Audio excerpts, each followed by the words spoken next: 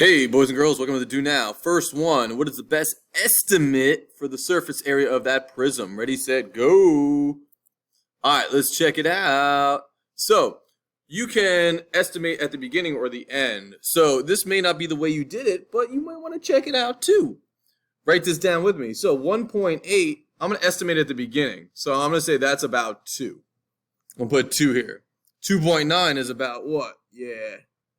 3 feet. Put the feet there. Then 5.7 is about 6 feet. So now I'm going to estimate on the front end. So 1.8 becomes 2. 2.9 becomes 3.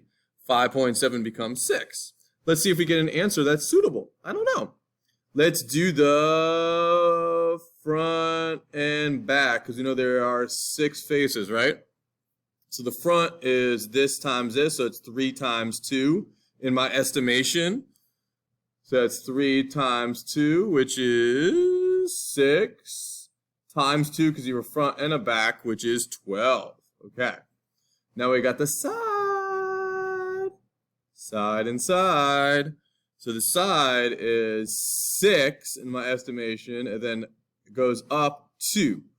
This is 2. So this is 2, about. So 6 and 2 on the side. 6 times 2 is 12, times 2 is 24. Yeah, okay. Now we have the top and bottom, right?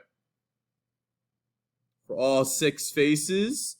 So the bottom is this and this. Is this right here. I trace it, so it's 3 times 6 in my estimations.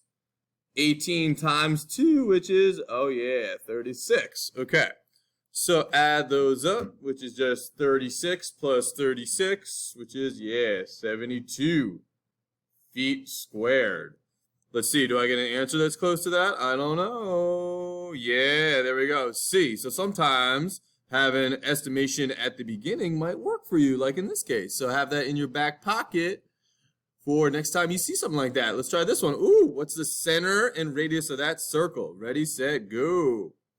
All right, here we go. So this one right here. So x minus h squared plus y minus k squared equals r squared. I write that down because this is the foundation of the equation of circles.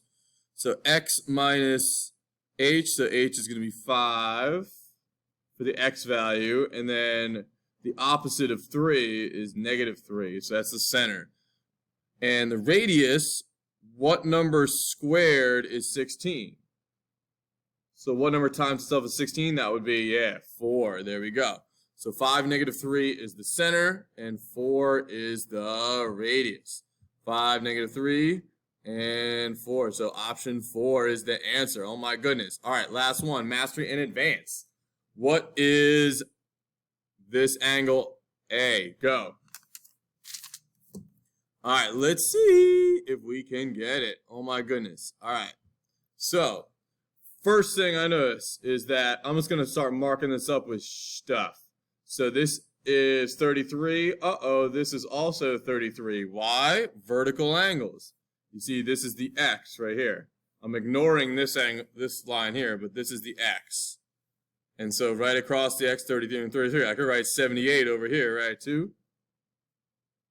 So I start marking on my picture with everything. That's why drawing the picture is so important on your EOC, because you can look at all the relationships now. Now, oh my goodness, so I'm just going to look at this here. So you can do this actually 2 ways. So look at this line here, right? And you see these 3 angles. So if I turn the paper, you see these 3 angles right here. That is a straight angle, so that equals 180 degrees. So 78 right here plus 33 plus A, 1, 2, 3, equal 180. You could do it this way too, right? If you look at this line, it'd be this plus this is 180. So these 3 are 180. But it doesn't matter because you're just doing the same problem. So 78 plus 33. Get that calculator out. 78 plus 33 is 111. 111 plus A is 180. Subtract 111. 180 minus 111 is, sorry, that's 11. 180 minus 111 is 69. There we go. is 69. So A is 69 degrees. There we go. Excellent. So that answer is D. Excellent job. Good work, everybody.